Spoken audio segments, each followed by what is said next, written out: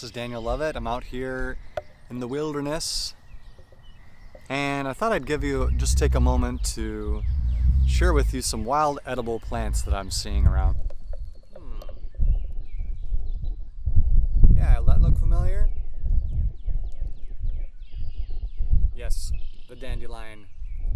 Common dandelion. Now this was actually imported from Europe. It was considered such a valuable plant that early settlers would cultivate this in their gardens. They would grow this in their gardens. It was a spring tonic, you know, from all the starchy plants they'd eat all winter long, the potatoes and squashes and whatnot. This would like cleanse their body. But yeah, extremely useful. You can eat the flower. I'm going to demonstrate that. Eat this beautiful flower. Isn't this just gorgeous? Look at that. All right, so here's me eating it. Get the bug out of it first. All right, here it goes. Nom, nom, nom. All right, so that's pretty tasty. That's the tastiest part of the plant.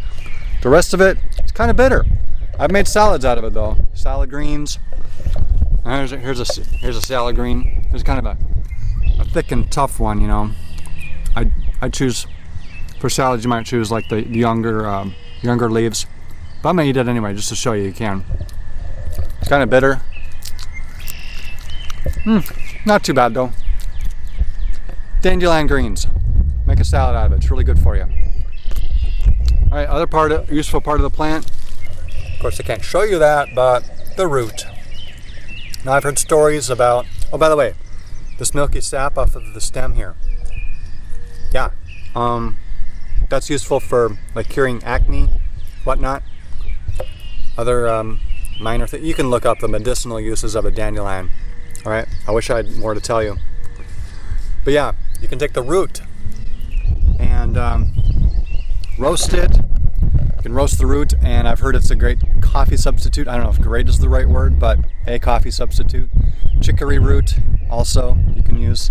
In fact, dandelion is in the thistle family, as is chicory, as is all the thistles that you can think of. Sow thistle, that's kind of really bitter, but good as well.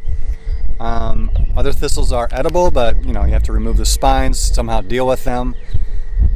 Actually, the spinier they are, the more tender and delicious they are in the center. This is why Eeyore loves them so much. So that's the dandelion for you in the thistle family. I got another wild edible I'm going to show you right away. Oh yeah, well, right next to it I was seeing some clover. That's a pretty common one, right? Okay, you can look this up. You can learn more about the common clover. Now, I've made tea out of clover flowers. That's supposed to be like a spring tonic, really good for you too, okay? So do that, take advantage of that. I'm just gonna eat this because I know it's edible. By the way, don't trust anybody who says something's edible unless you've checked it out yourself, okay? But I've heard it's edible, I've read about it, so I'm gonna try it. Yeah, it's kind of an interesting flavor. Yeah. Now, here's some more wild edibles. By the way, I'm just going to point this one out real quick. This is false Solomon seal. Now, true Solomon seal will have these white flowers just like interspersed all the way down. Now, the Indians were aware of this plant. They tested it, you know, they had all these years to test out all these plants and figure out their uses and stuff. So I've read something about false Solomon seal. I don't know, it's not really an edible. I'm not going to eat it for you because it's probably poisonous. I have accidentally eaten poison, by the way, before. This is why I warn you again. Hey, do your homework on any kind of wild edibles. You know, for instance, like ferns. If you get them in the young and furled up stage, you can steam those like asparagus. They're good for you. But there's a certain variety that you can't do that.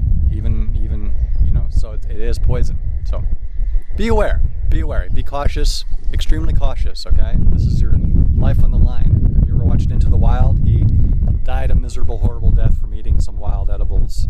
At least so he thought. He ate a poisonous plant. Here's a plant for you.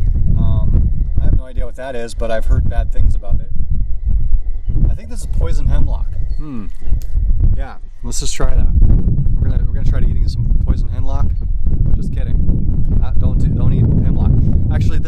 carrot family.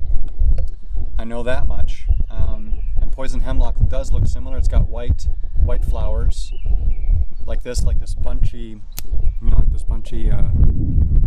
but white. Anyway, look that up. That's one you want to avoid. Water hemlock, poison hemlock, one of the most deadliest things out here.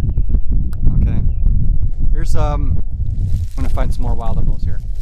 Let's see what else we got.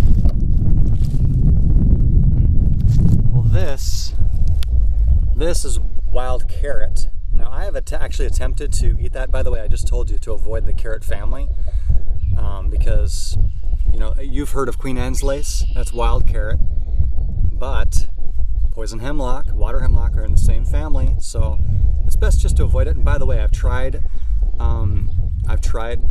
that before, and it just wasn't even worth it. It was kind of gross. All right, so here is wild violet. You notice, of course, the flower, how beautiful that is. Here's some heart-shaped leaves. Okay, extremely good and nutritious, packed with vitamins, as Bear Grylls would say. This is some good stuff. Mix this with some dandelion greens, you got a good salad. I did that the other day. And while maybe not the tastiest, really good for you, okay? Packed with vitamins, minerals, and all that good stuff. I'm gonna eat this. That's just good.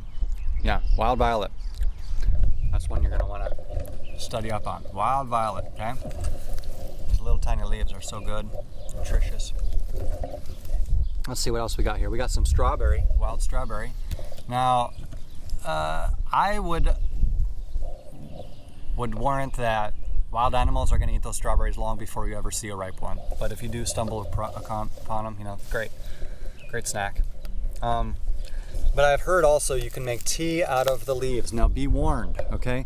Because strawberry leaves, when they're in any kind of decaying phase, all right, they're emitting poison, okay? Like strychnine or something. I forgot what it was, but look it up. Wilting strawberry leaves are no good.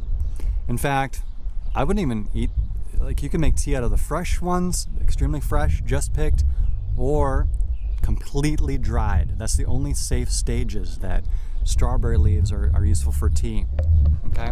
So that goes for raspberry leaves too, I believe. All right, do your homework. Look this stuff up, okay?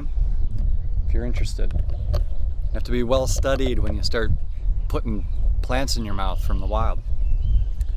Okay, I'm going to show you another one. I'm going to go over check out some other plants here. All right, I'm coming towards some kind of wetland areas here, and we have some cattail growing up.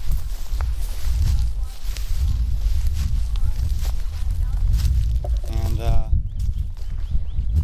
I wish I could show you maybe some young stalks here. Let's see if this is a good one.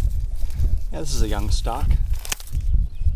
Okay, just picked that, peeled away the outer layer, get rid of all the bugs, and we're gonna try this.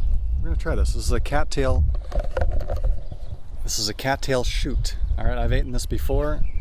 Normally I like to wash them, but this was kind of protected on the inside of the plant there, so I'm just gonna try it.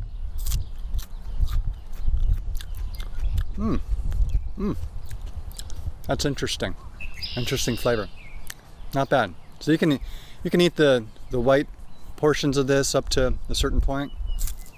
It starts to get tougher, That's a little tough. But yeah, that's a good little snack. Cattail. Who knew? Now you can dig down and get some cattail roots and rhizomes. Usually it's the rhizomes, the new growth, that are really good, okay? But the tough tubers, you can pound them out and get, extract some flour, and there's ways to do that. There's also ways to extract the pollen from some of these cattails. Once they're pollinating, you can collect the pollen, mix it with flour. It's just beautiful out here today. So there's wild cattail. Good for you. Wild edible. All right, as mentioned before, anything in the thistle family is edible.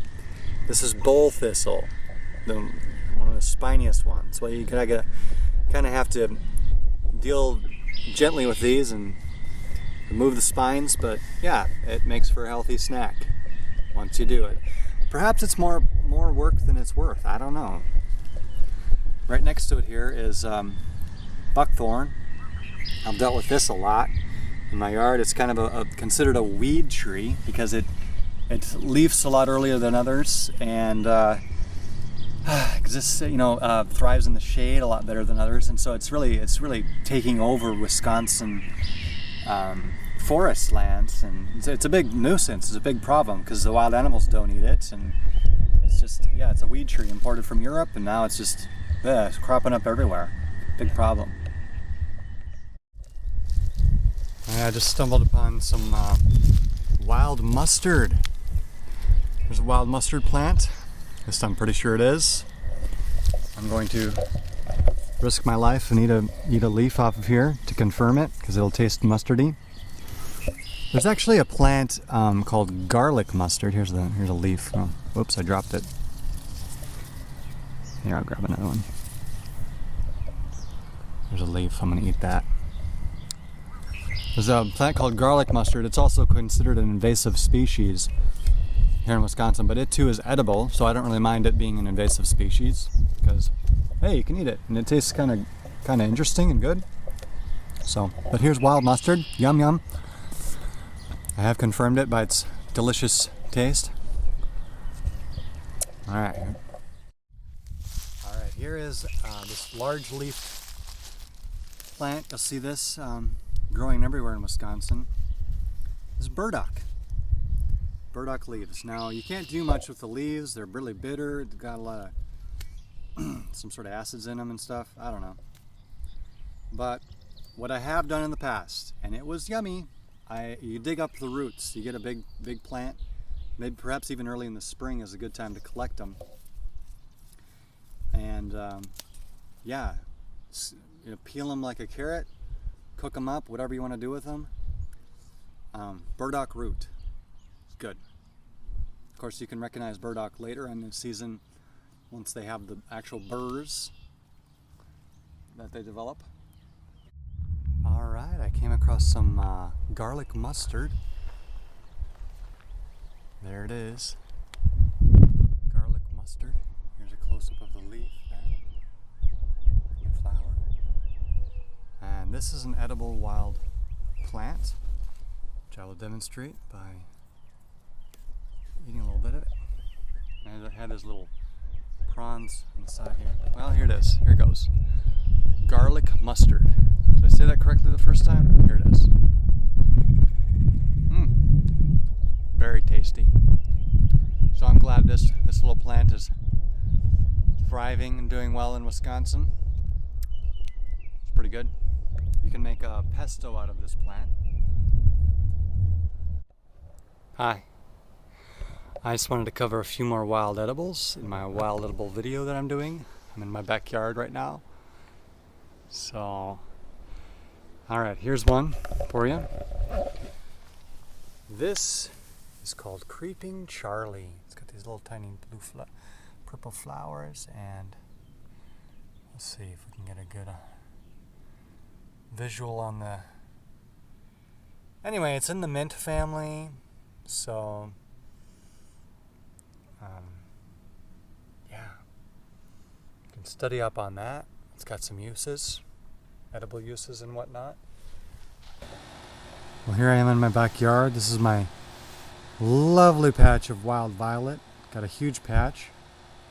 Some bonus dandelions thrown in. Wonderful. So it's my side yard. I got some rhubarb back here. Lovely.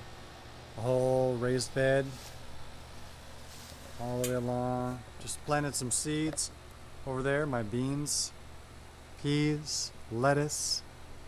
Guys, if you don't have a garden that you're growing, what the heck are you doing? I live in lovely Appleton, where we have some free resources, like compost. I'll take your leaves, compost them for you. Awesome. And give it back to you. So I've been taking advantage of that. I just got another load. So it works great for just even like to spread over the top. I'd spread it over the top here if you can see some of this compost. You know, this isn't even technically finished compost. I mean, if you wanted it to look more like dirt, you'd let it sit for a little while longer. But it works for a good layer for just, you know, keeping the moisture onto your garden. You know, I got some bull thistle coming, or no, this is sow thistle. Sow thistle, another edible from the thistle family. Lovely. I'll even eat one for you to show you. This lovely plant. There it goes. Yeah. Ain't bad, especially when they're young and tender like that. Yum, yum. So, sow thistle. They have a yellow flower when they get bigger. You know what? It's not really delicious, okay?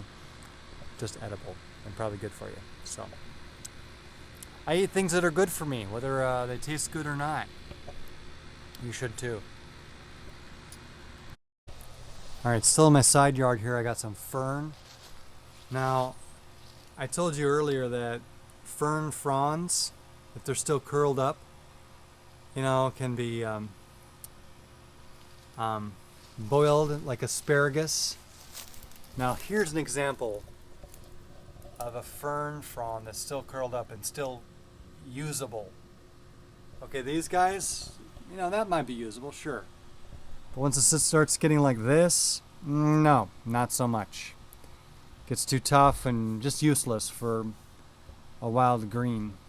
Alright, so you're going for the young little guys like that, still all curled up. There's tender. You can boil them like asparagus. Lovely.